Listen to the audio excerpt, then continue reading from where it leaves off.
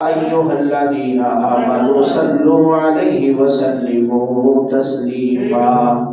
محبت کے ساتھ درود پاک پڑھیے۔ صلاۃ و سلام علیکہ یا سیدی یا رسول اللہ،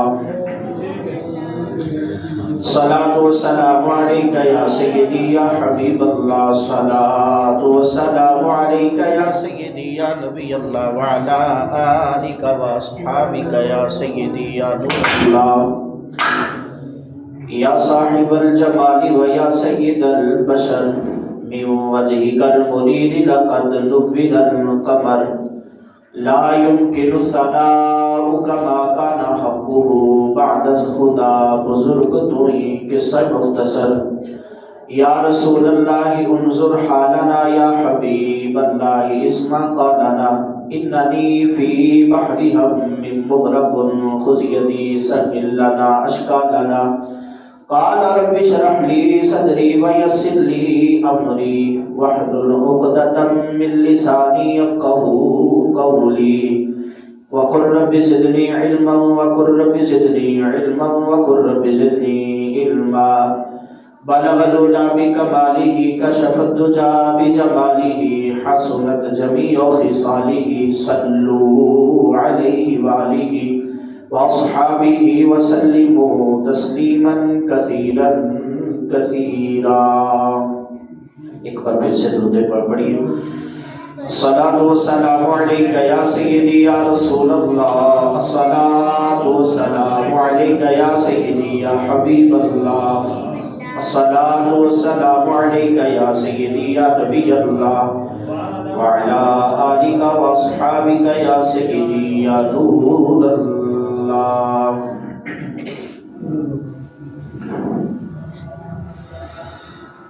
اللہ تعالیٰ جل مجدہ الکریم کی حمد و ثنا حضور سرور کائنات فخر موجودات جان دو عالم صاحب دو عالم جان کائنات شان کائنات رونق کائنات باعث تخلیق کائنات تاجدار انبیاء تاجدار ختم نبوت امام الانبیاء احمد مجتبی جناب سیدنا محمد مصطفیٰ صلی اللہ تعالیٰ علیہ وآلہ وسلم کے دربار گہربار میں تحفہ درود و سلام عرض کرنے کے بعد میرے نہایت ہی واجب الاحترام سامعین و حاضرین، اللہ سبحانہ و تعالیٰ کا لاتعداد شکر ہے کہ اس نے آج بھی ہمیں جمعۃ المبارک کی یہ بابرکت گھڑیاں نصیب فرمائی ہیں۔ دعا کرتا ہوں کہ رب قدوس ہم سب کو ان گھڑیوں کا صدقہ پکا سچا نمازی، عاشق رسول، عاشق صحابہ اور عاشق اہل بیت بنائے۔ حضرات محترم، یہ رجب المرجب کا بابرکت مہینہ اپنی بہاریں لٹاتا ہوا اپنی منزل کی طرف رواں دواں ہے۔ یہ مہینہ جو ہے بڑا عظمت والا برکت والا مہینہ ہے۔ اس مہینے کی 27 رات کو مصطفیٰ جان رحمت صلی اللہ علیہ وآلہ وسلم کو معراج بھی ہوا۔ آج اسی حوالے سے کچھ چند باتیں انشاءاللہ عز و جل آپ احباب کی گوش گزار کروں گا۔ بڑی محبت کے ساتھ سماعت کرنے والی باتیں ہیں، توجہ کے ساتھ بیٹھیے اور جو بات اچھی لگے اس میں سبحان اللہ ضرور کہیے گا۔ معراج مصطفیٰ صلی اللہ علیہ وآلہ وسلم دنیا کا سب سے انوکھا ترین واقعہ ہے۔ ہمارے پیارے آقا صلی اللہ علیہ وآلہ وسلم مکہ مکرمہ میں حضرت ام ہانی رضی اللہ تعالی عنہا آپ کے گھر میں آرام فرما تھے۔ اچانک چھت کھل جاتی ہے، فرشتوں کے سردار حضرت جبریل امین علیہ الصلوۃ والسلام حاضر ہو جاتے ہیں اور آ کر اللہ پاک کا پیغام عرض کرتے ہیں کہ یا رسول اللہ صلی اللہ علیہ وسلم، اللہ کا پیغام ہے، معراج کی خوشخبری سنانے آیا ہوں۔ سرکار مدینہ علیہ الصلوۃ والسلام براق پر سوار ہوئے اور مسجد اقصی میں تشریف لائے۔ یہاں انبیاء کرام علیہ الصلوۃ والسلام کی آپ نے امامت فرمائی، اور امامت فرمانے کے بعد پھر آسمان کی طرف رخ ہوا۔ ساتوں آسمانوں سے اوپر سدرۃ المنتہا ہے، وہاں پر تشریف لے گئے۔ پھر سدرۃ المنتہا سے لامکان پہنچے، عین بیداری میں اپنے سر کی آنکھوں سے اللہ پاک کا دیدار کیا۔ اتنے ہزاروں لاکھوں کلومیٹر کا سفر طے کر کے آپ پھر واپس بھی تشریف لے آئے، اور جب واپس تشریف لائے ابھی رات کا کچھ ہی حصہ گزرا تھا۔ اتنا لاکھوں ہزاروں کلومیٹر کا سفر طے کیا، بہت لمبی تفصیل ہے۔ جب کریم آقا علیہ الصلوۃ والسلام واپس تشریف لاتے ہیں تو رات کا تھوڑا ہی حصہ گزرا تھا۔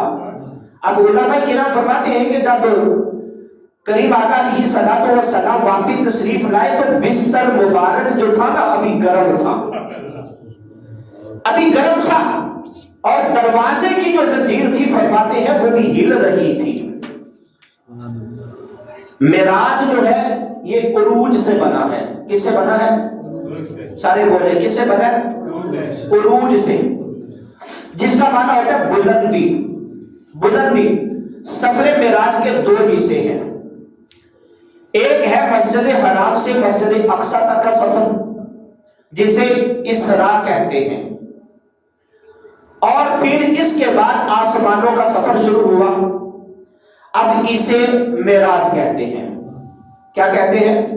معراج۔ اس رات کو پیارے آقا علیہ الصلوۃ والسلام نے آسمانوں کا جو سفر فرمایا تھا اس میں کل 10 منزلیں تھیں۔ کتنی منزلیں؟ 10 منزلیں تھیں۔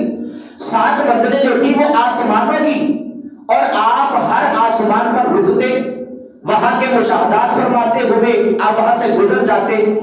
پھر 8ویں جو منزل ہے یہ سدرۃ المنتہا ہے، اور 9ویں منزل یہ مقام مستوی ہے، اور پھر اس کے بعد جو منزل ہے یہ 10ویں منزل جو ہے یہ مقام دنا ہے، یعنی اللہ پاک کے خاص قرب کا مقام۔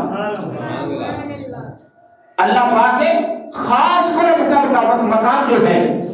اب جہاں اللہ پاک نے آپ کو اپنے دیدار اور بے پردہ ہم کلامی کا شرف بھی عطا فرمایا۔ ویسے تو سفر معراج کا ایک ایک حصہ جو ہے یہ اپنے اندر بہت سارے سبق اور بہت سارے اجابات لیے ہوئے ہیں۔ سدرۃ المنتہا جو آسمانی سفر کی 8ویں منزل ہے، یہاں کیا کیا واقعات پیش آئے، کیا کیا مشاہدات جو تھے، یہ کریم آقا علیہ الصلوۃ والسلام نے فرمائے۔ آج ہم بطور خاص ان کا ذکر جو ہے یہ سننے کی سعادت حاصل کریں گے انشاءاللہ۔ ہم نے شروع میں پارہ نمبر 27 سورۃ نجم کی آیت مبارکہ تلاوت کی ہے 13 سے لے کے 16 تک۔ اللہ وحدہ لا شریک قرآن مجید فرقان حمید میں ارشاد فرماتا ہے وَلَقَدْ رَآهُ نَزْلَةً أُخْرَىٰ، فرمایا اور انہوں نے تو وہ جلوہ 2 بار دیکھا۔ یعنی کریم آقا علیہ الصلوۃ والسلام جب اللہ پاک کے دیدار کا شرف پا کر واپس لوٹ رہے تھے، اس لوٹتے وقت آپ نے جلوہ نور الہی جو تھا یہ پھر دیکھا۔ 1-2 بار نہیں دیکھا بلکہ بار بار دیکھنے کا شرف عطا کیا گیا، اور بار بار دیکھنے کا آپ نے شرف پایا۔ علماء کرام فرماتے ہیں یہ حضرت موسیٰ علیہ السلام و تسلیم کے واقعہ کی طرف اشارہ ہے کہ انہوں نے عرض کیا تھا محبوب علیہ السلام آپ کی امت 50 نمازیں نہ پڑھ پائے گی، آپ کی امت جو ہے یہ 50 نمازیں نہیں پڑھ پائے گی، لہذا کم کروا لیجیے۔ چنانچہ آپ علیہ السلام 9 مرتبہ اللہ پاک کی بارگاہ میں حاضر ہوئے، اور ہر بار 5 نمازیں جو تھی یہ کم کروائیں۔ یوں آپ علیہ السلام 10 مرتبہ نور الہی کو دیکھنے کی سعادت حاصل کی۔ ایک مرتبہ جب بارگاہ الہی میں حاضری ہوئی، اور 9 مرتبہ نمازیں کی کمی کے لیے حاضری ہوتی رہی، اور دیدار نور کا آپ نے شرف پایا۔ اللہ اکبر۔ فرق طالب و مطلوب دیکھے کوئی، فرق طالب و مطلوب دیکھے کوئی، قصائے دور و معراج سمجھے کوئی بے ہوش جلووں میں گم ہے کوئی، کس کو دیکھا یہ موسیٰ سے پوچھے کوئی، آنکھ والوں کی ہمت پہ لاکھوں سلام۔ یعنی ایک ہوتا ہے طالب یعنی طلب کرنے والا، ایک ہوتا ہے طالب کسے کہتے ہیں؟ طلب کرنے والے کو، مانگنے والے کو، اور ایک ہوتا ہے مطلوب جسے طلب کیا جائے۔ اب ان دونوں کے رتبے جو ہیں ان کا فرق دیکھو۔ ایک طرف حضرت موسیٰ علیہ السلام کا واقعہ دور ہے اور آپ دیدار الہی مانگ رہے تھے، اللہ کا دیدار مانگ رہے تھے، اور دوسری طرف واقعہ معراج ہے کہ محبوب علیہ السلام کو خود اللہ رب العالمین نے بلا کر اپنا دیدار کروا دیا۔ مزید غور فرمائیے، حضرت موسیٰ علیہ السلام ایک تجلی دیکھ کر آپ گر کے زمین پہ آ جاتے ہیں، زمین پر تشریف لے آتے ہیں۔ یہ حضرت موسیٰ علیہ السلام ہی بتائیں گے، اور محبوب علیہ السلام نے کیسا جلوہ دیکھا ہے، ایسا جلوہ دیکھنے والی آنکھ جو ہے اور اس آنکھ والے کی ہمت پہ لاکھوں سلام۔ ایسا جلوہ دیکھا محبوب علیہ السلام کی یہ شان اور مقام ہے۔ اور یہ سدرۃ المنتہا کہاں ہے؟ فرمایا عندہا جنت الماوا، اس کے پاس جنت الماوا ہے۔ جنت کے مختلف درجات ہیں اور ان میں سے ایک جنت کا درجہ ہے جسے کہا جاتا ہے جنت الماوا۔ کیا کہا جاتا ہے؟ جنت الماوا۔ یہ وہ جنت ہے جہاں حضرت آدم علیہ السلام تشریف فرما رہے ہیں، اور یعنی سدرۃ المنتہا وہاں ہے جہاں جنت الماوا ہے۔ جب پیارے آقا علیہ السلام جہاں سدرۃ المنتہا کے پاس تھے، اس وقت کیا ہوا؟ فرمایا اذ یغشی السدرۃ ما یغشی، جب سدرہ پر چھا رہا تھا وہ جو چھا رہا تھا۔ علماء کرام نے اس آیت کریمہ کے دو معنی بیان کیے ہیں، اور یہ دونوں معنی جو ہیں احادیث مبارکہ میں بھی آئے ہیں۔ فرمایا کہ جب محبوب علیہ السلام سدرۃ المنتہا کے قریب پہنچے نا، تو اللہ پاک کے انوار و تجلیات نے سدرۃ المنتہا کو ڈانپ لیا تھا، اور جس سے پھر سدرۃ المنتہا جو تھا یہ جگمگا اٹھا، چمکنے لگا۔ حدیث پاک میں ہے کہ اللہ پاک کے پاک نور نے سدرۃ المنتہا کو ڈانپا تو وہ یوں روشن ہو جاتا ہے کہ کوئی بھی ایسے دیکھنے کی طاقت نہیں رکھتا۔ ہاں، پیارے آقا علیہ السلام کی مبارک آنکھ کی یہ طاقت تھی کہ آپ ٹک ٹکی لگا کر آپ دیکھتے رہے، اور آپ نے پلک تک نہیں چمکائی، پلک تک نہیں چمکائی۔ یہ محبوب علیہ السلام کی شان ہے، آپ کی عظمت اور مقام ہے۔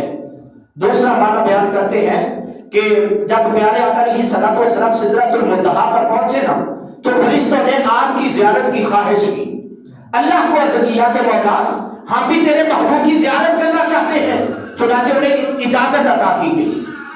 اب یہ جو فرشتے تھے جو سدرۃ المنتہا پر پہنچے، اتنے زیادہ فرشتے تھے کہ یہ سدرۃ المنتہا کی شاخوں پر چھا گئے، اتنے زیادہ فرشتے تھے، اور جس سے سدرۃ المنتہا جو تھا یہ جگمگا اٹھا۔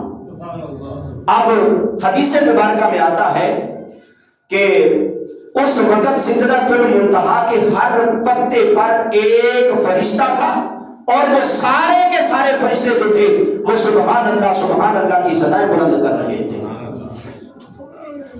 الحمدللہ ہمارے آقا صلی اللہ علیہ وسلم فرشتوں کے بھی آقا ہیں، اور فرشتے مشتاق رہتے ہیں کہ کب وہ گھڑی آئے جب ہم محبوب علیہ السلام کی زیارت کا شرف حاصل کریں گے۔ معراج کی رات ایک طرف فرشتوں کی بھی معراج کی رات تھی کہ اس رات انہیں بھی دیدار مصطفیٰ صلی اللہ علیہ وسلم کا شرف عطا کیا گیا تھا۔ اللہ اکبر۔ شب معراج نبی پاک علیہ السلام کے سر مبارک پر نورانی سہرہ جو تھا یہ باندھا گیا، اور فرشتوں نے محبوب علیہ السلام کی آمد پر کثرت سے صلاۃ و سلام پڑھے، اور جو فرشتے تھے فرشتے محبوب علیہ السلام کے استقبال کے لیے کتاریں بنا کر رستوں کے دونوں طرف جو ہے وہ سلام پیش کرنے کے لیے کھڑے ہو گئے۔ سدرۃ المنتہا ہے کیا؟ یہ ایک بیری کا درخت ہے۔ سدرۃ المنتہا کیا ہے؟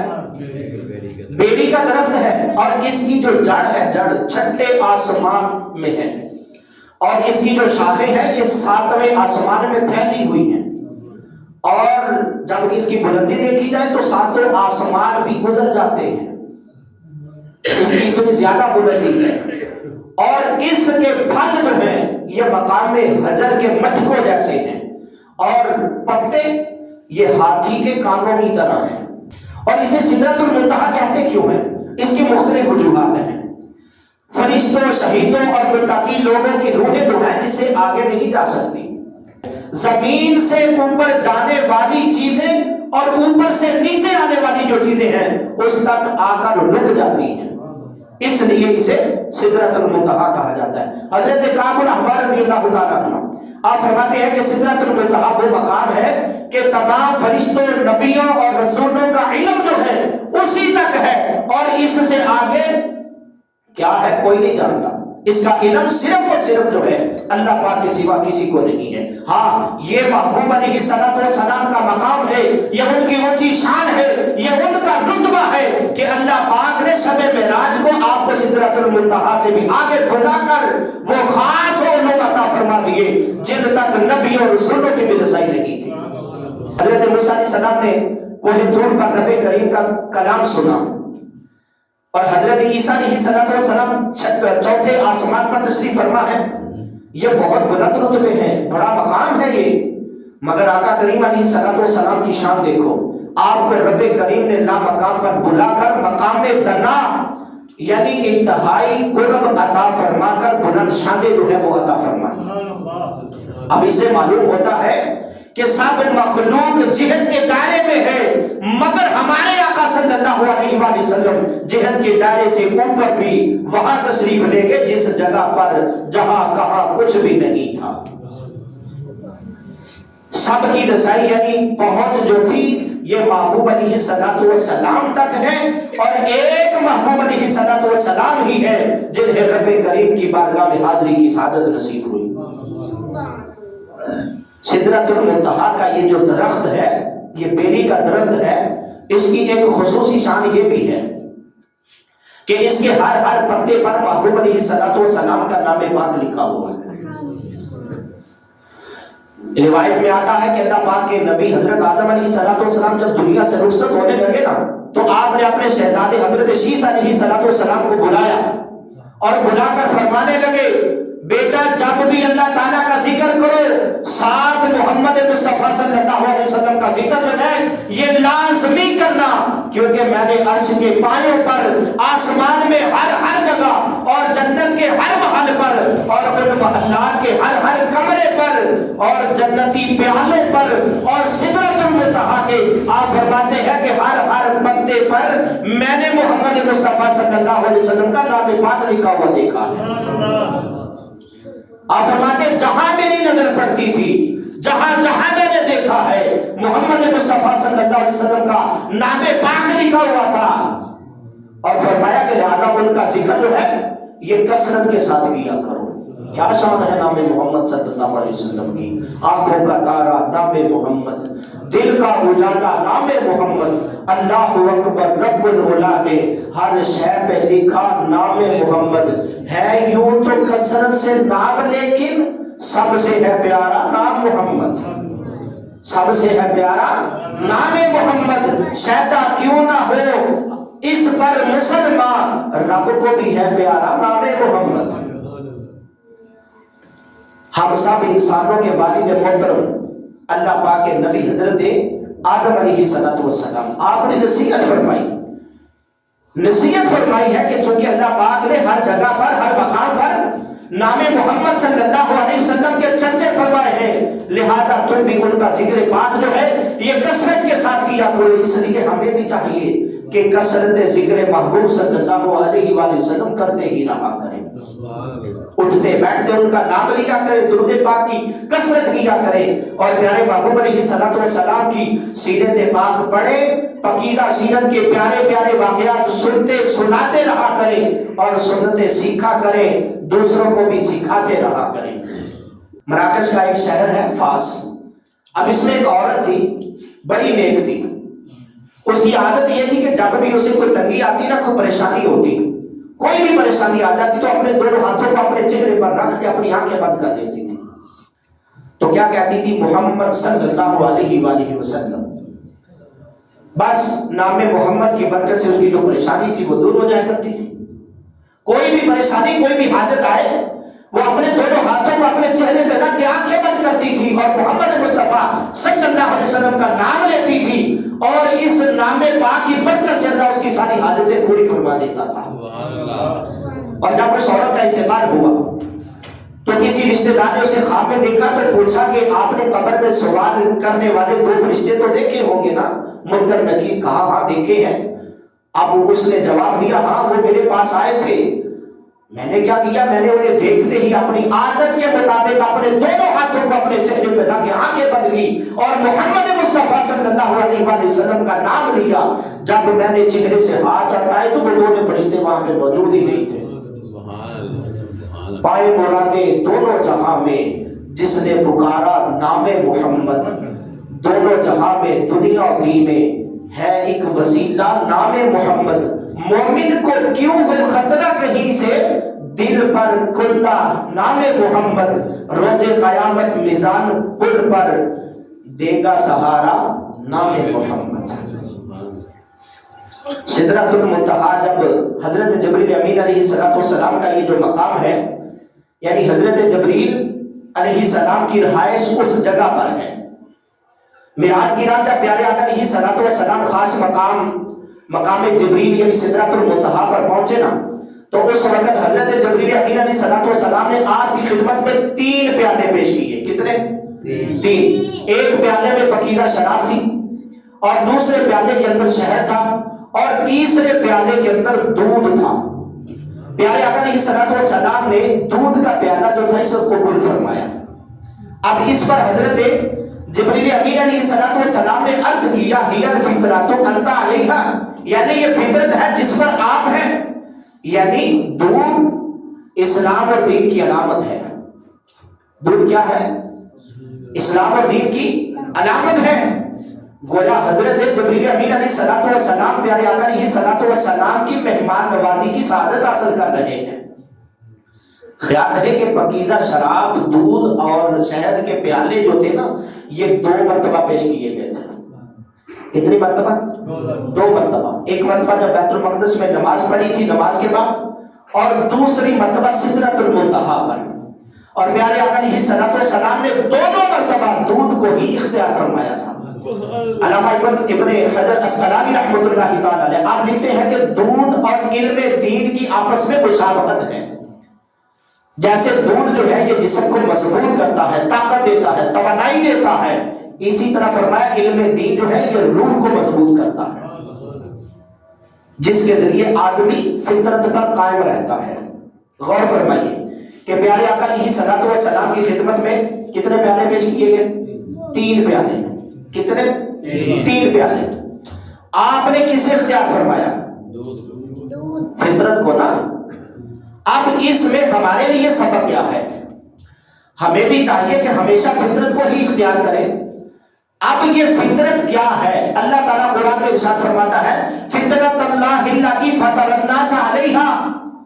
فرمایا یہ اللہ کی پیدا کی ہوئی فطرت ہے جس پر اس نے لوگوں کو پیدا کیا ہے. اب اس آیت میں فطرت سے مراد کیا ہے؟ دین اسلام ہے. یعنی فرمایا جا رہا ہے کہ اے لوگوں فطرت کی پیروی کرو، یعنی دین اسلام کی پیروی کرو. بے شک تمام انسانوں کو اسی فطرت پر ہی پیدا کیا گیا ہے. اب اس کے بعد جو اس فطرت سے منہ موڑ کر کسی اور طرف رخ کر لیتا ہے تو وہ شیطان کے جال میں پھنس جاتا ہے. مسلم شریف کی ایک حدیث مبارکہ ہے، اس کے مطابق 9 چیزیں فطرت سے ہیں. کتنی چیزیں؟ 9 چیزیں جو ہیں یہ فطرت سے ہیں. مونچھیں چھوٹی کرنا، داڑھی کو بڑھانا، مسواک کرنا، ناک میں پانی چڑھانا جیسے ہم وضو میں چڑھاتے ہیں، ناخن کاٹنا اور کوڑے دھونا، بغل اور زیر ناف کے بال جو ہیں ان کو اکھاڑنا اور پانی سے استنجا کرنا. یہ ساری کی ساری چیزیں جو ہیں یہ سنت انبیاء بھی ہیں اور فطرت کا حصہ بھی ہیں. یہ کیا ہے؟ سنت انبیاء بھی ہیں اور فطرت کا حصہ بھی ہے. ہمیں چاہیے کہ ان باتوں کو اپنائیں. مجھے چھوٹی رکھیں، داڑھی شریف جو ہے اس کو پوری کریں، ایک مٹھی بڑھائیں، اور مسواک بھی کرنے کی عادت ہونی چاہیے بندے کی. ناخن بر وقت تراشنے چاہیے، ان کو کاٹنا چاہیے، اور جسم کے جو غیر ضروری بال ہیں ان کو بر وقت صاف کرنا چاہیے. اور دیگر جو فطرت کی باتیں ہیں وہ بھی اپنایا کریں. غرض فطرت یعنی وہ حالت جس پر انسان کو پیدا کیا گیا ہے. یہ کیا ہے؟ یہ دین اسلام ہے. یعنی ہم نے اسلام پر، اسلامی اخلاق و آداب پر، اسلامی انداز و اطوار پر ہمیشہ ہمیشہ قائم رہنا ہے. اللہ پاک ہم سب کو عمل کی توفیق نصیب فرمائے. اب کتابوں میں لکھا ہے، اب ایک آپ کو بات بتاؤں، نماز وتر کی ابتدا کیسے ہوئی؟ وتر ہم پڑھتے ہیں عشاء میں، اب اس کی ابتدا کیسے ہوئی؟ بڑی توجہ کے ساتھ یہ بات سننے والی، بڑا مزہ آئے گا اس میں. وتر کی ابتدا جو ہے یہ کیسے ہوئی؟ کتابوں میں لکھا ہے کہ جب شب معراج پیارے آقا علیہ الصلوۃ والسلام سدرۃ المنتہا پر پہنچے نا، تو حضرت جبریل امین علیہ الصلوۃ والسلام نے بارگاہ مصطفیٰ کریم علیہ الصلوۃ والسلام نے جا کے عرض کیا، یا رسول اللہ صلی اللہ علیہ وسلم، یہ میرا مقام ہے، یہ میری جگہ ہے، میرا گھر ہے، یہ میرا مقام ہے، کم از کم آپ ایک رکعت نماز بھی ادا فرما دیجیے تاکہ مجھے میرے مقام کو آپ کی برکات جو ہے یہ نصیب ہو جائے. تو مصطفیٰ کریم علیہ الصلوۃ والسلام نے آپ کی درخواست کو قبول فرمایا، اور آپ نے فرمایا کہ میں ایک نہیں بلکہ 2 رکعت ادا کروں گا. کتنی رکعتیں؟ آپ نے فرمایا 2 رکعت ادا کروں گا. چنانچہ آپ علیہ الصلوۃ والسلام نے 2 رکعت نماز ادا فرمائی. جب دوسری رکعت کے قاعدہ پہ آپ پہنچے نا، تو اللہ وحدہ لا شریک کا حکم آیا. فرمایا پیارے محبوب صلی اللہ علیہ وآلہ وسلم، یہ 2 رکعت جو آپ نے ادا فرمائی ہے یہ آپ نے پسند فرمائی تھی، اب ایک رکعت جو ہے یہ مزید میرے حکم سے شامل کر لیجیے. چنانچہ آپ علیہ الصلوۃ والسلام نے تیسری رکعت جو ہے اب وہ ادا فرمائی. یہی سے وتر کی ابتدا ہوئی. معلوم ہوا کہ 5 نمازوں کی طرح نماز وتر جو ہے یہ بھی معراج شریف کا ہی تحفہ ہے. نماز وتر کیا ہے؟ واجب ہے. وتر کیا ہے؟ واجب ہے. اگر نہ پڑھی جائے تو اس کی قضا ضروری ہوتی ہے. اگر بندہ عشاء کے ٹائم نماز پڑھنے آئے یا نماز پڑھ فجر پڑھ کے چلا جائے، وتر چھوڑ دے، اس کی قضا لازم ہے. لہذا نماز وتر ضرور پڑھا کریں. پیارے آقا علیہ الصلوۃ والسلام نے فرمایا کہ اے اہل قرآن وتر ادا کیا کرو، کیونکہ اللہ پاک وتر ہے، یعنی تنہا ہے، اکیلا ہے، لا شریک ہے، اور وتر کو پسند فرماتا ہے.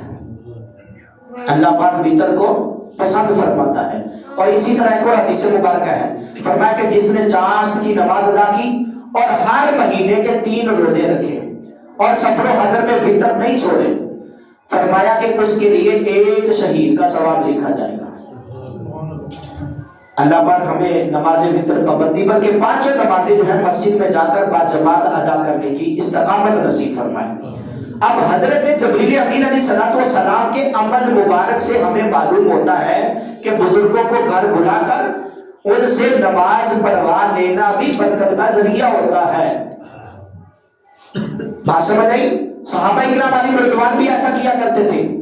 روایت میں آتا ہے کہ حضرت بی بی ام سلیم رضی اللہ تعالی عنہ، آپ اپنے گھر کے اندر نماز کے لیے جگہ اپنے خاص کرنی تھی، تو آپ نے اس کے لیے پیارے آقا علیہ الصلوۃ والسلام کو گھر پر دعوت پیش کی. محبوب علیہ الصلوۃ والسلام گھر میں آئے، دعوت پیش کی، اور آپ تشریف لائے اور آپ نے وہاں پہ نماز ادا فرمائی. ہمیں بھی چاہیے کہ بزرگوں کی برکتیں حاصل کیا کریں. گھر میں خیالی یا حقیقی تصویریں لگانے سے برکتیں نہیں ملتی، یہ بات ذہن میں رکھیے گا. ممکن ہو تو اللہ پاک کے نیک بندوں کو، علماء کرام کو یا پیران عظام کو گھر میں دعوت دے، ان کو بلائیں اور اپنے گھر میں قرآن کی تلاوت کروا دیجیے، نماز پڑھوا دیجیے، انشاءاللہ اس سے برکت حاصل ہوگی. اب گھروں کے اندر خیالی تصویریں لگا کے کہہ رہا ہے یہ غوث پاک کی تصویر ہے، یہ داتا صاحب کی تصویر ہے، یہ بابا فرید کی تصویر ہے، اب اس کے ساتھ بندہ کہتا ہے برکتیں لیتا ہے. ایسے برکتیں تھوڑی مل جاتی ہیں بھائی.